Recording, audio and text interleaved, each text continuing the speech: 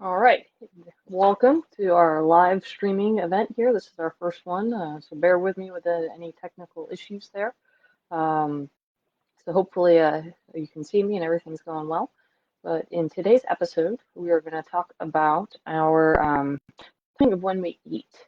Obviously, you've probably heard the saying of you are what you eat, but most people don't consider the timing of when we eat.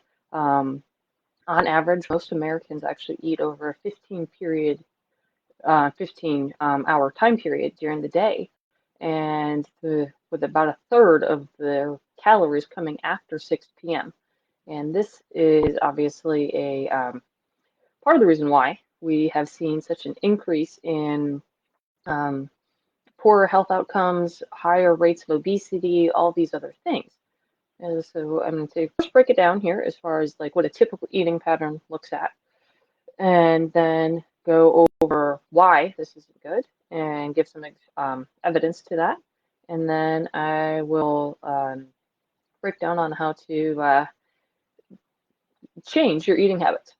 So, for most of us, if we get to eat breakfast, that's a win. Otherwise, usually consists of a small breakfast. And then we get to lunch, either we skip that or we have a light lunch, and then we take in most of our calories at dinner. Sometimes we might snack during the day, sometimes we snack after dinner before bed, and all of this basically leads us to feeling incredibly hungry, where we crave food throughout the day. So when we're snacking, we want something to make us feel full, something that we enjoy. And, you might grab those bag of chips or grab a cookie or whatever's in the vending machine at work. Um, or as of late, anything that's easily accessible in your fridge. And so all of this just causes our bodies to, our hormones to get out of whack, and then we have, increases in weight and such. Normally you combine that with activities and commute to and from work. I mean, there's just not a lot of time. And that's why people end up having so many unhealthy snacks. They also tendency to eat later.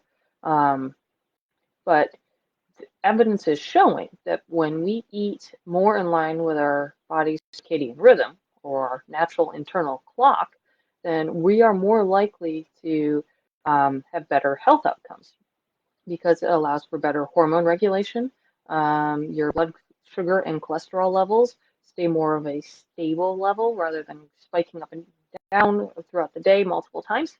Um, and so if you can keep your hormone levels at a nice normal level, you just have a better metabolic outcome. And when you have better metabolic outcome, you have numerous health benefits, which include things like better sleep. And science has shown that when you have better sleep, then you feel calmer, happier, and just have a better sense of a well-being feeling. Um, so when it comes to eating at certain times of the day, there's been several studies done, but one of note was published in the journal Obesity back in 2013. So it's a little bit of an older study, but there have been numerous studies since then that have confirmed this. And what the study did is it had about 100 participants, split them into two groups. Both groups could eat the same number of calories, but one group had to eat the most of their calories in the morning, and the other group had to eat most of their calories in the evening time. So what the researchers did was to see if, does it make a difference on when we consume calories in the day?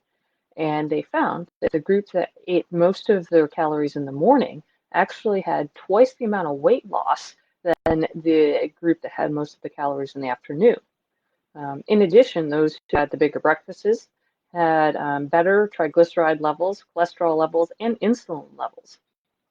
And it seemed to be more sustainable because there were less people who dropped out of that group than there was who dropped out of the lower group.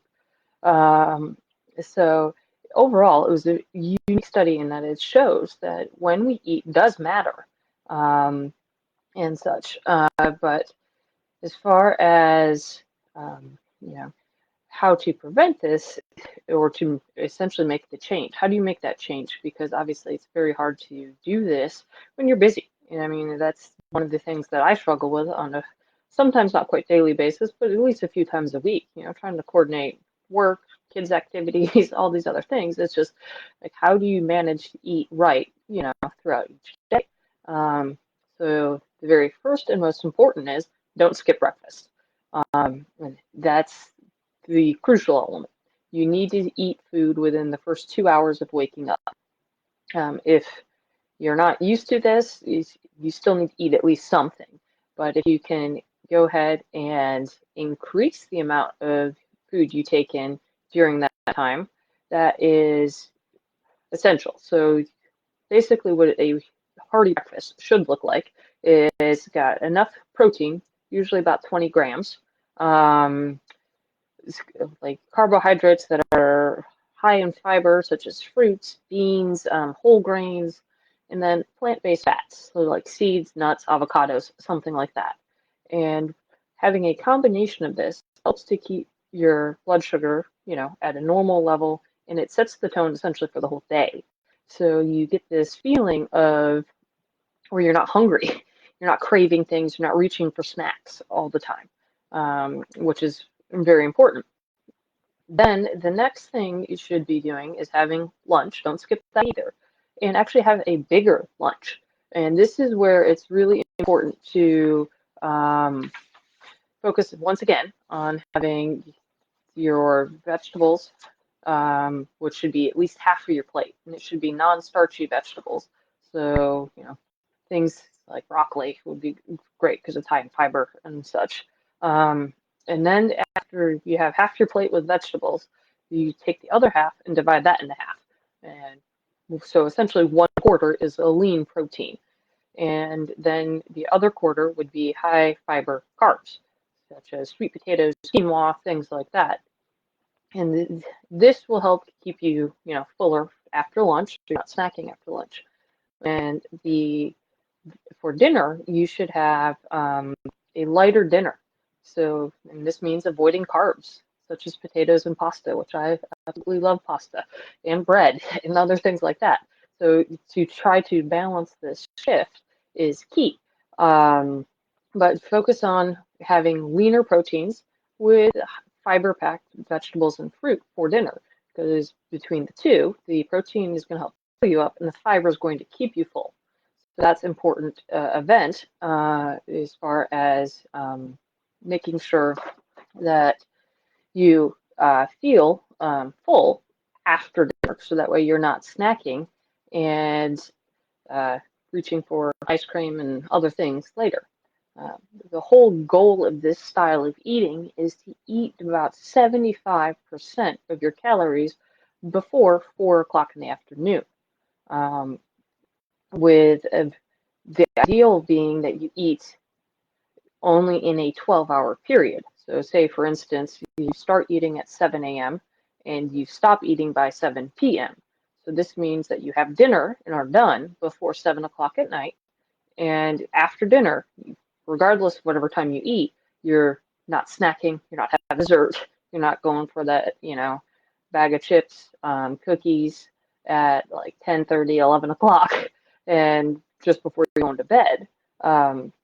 Because when you do this style of eating, your food consumption, your body is able to actually burn off more fat and have a better metabolic rate, because it's taking all those calories that you consumed at breakfast and lunch and able to work your body through them before you get to dinner and before you go to bed. Because when you're sleeping and it's later, your body's programmed to just be more naturally insulin resistant. And when you're going to sleep, this means that anything you consume close to later in the day before bed, your body's going to store that as fat. And that's not what any of us wants. And by shifting to having calories earlier in the day, it helps to reduce this. And that is the key to preventing all the bad health effects that come with obviously having extra body weight, being a diabetic, having obesity, and all the health risks that these conditions can lead to. And so the big key takeaways from this are to remember to basically have all your calories consumed within a 12-hour window, whatever that 12-hour window is for you. Avoid having um, uh, more than 75% of your food after 4 in the afternoon. So that 75% should be sometime from, like, if you're going to start at 7 a.m., from 7 a.m. to 4. Get those 75% of your calories in, and then have a small dinner. Avoid dessert most of the time. You do have to enjoy life, so you can't just cut it out completely, but avoid it most of the time, and definitely avoid snacking before bed, because this obviously hugely impacts how your body just burns fat and how its metabolism is designed to function. Um, and by doing this, you'll start to see a difference in how your body just feels throughout the day. You're not going to be hungry as much. You're not going to be craving those snacks. You might even have more energy because you're sleeping better, and all of that is key just to have that sense of feeling good. And I know for me, when I follow this plan, I feel like I could go run a marathon each day, which I don't. You just feel like it's there. And so, and then the days that, I indulge at night or something like that, and I just feel sluggish, I don't sleep as well, and it just has this whole impact. But no, eating specific times is key. Um, Usually, if you can eat at set times, that's helpful because then your body's pre-programmed and it helps diminish on those hunger cravings in between. Um, but all of this is important stuff to keep in mind. If you have any questions about it, just don't hesitate to reach out, and I would love to hear from you, and stay healthy.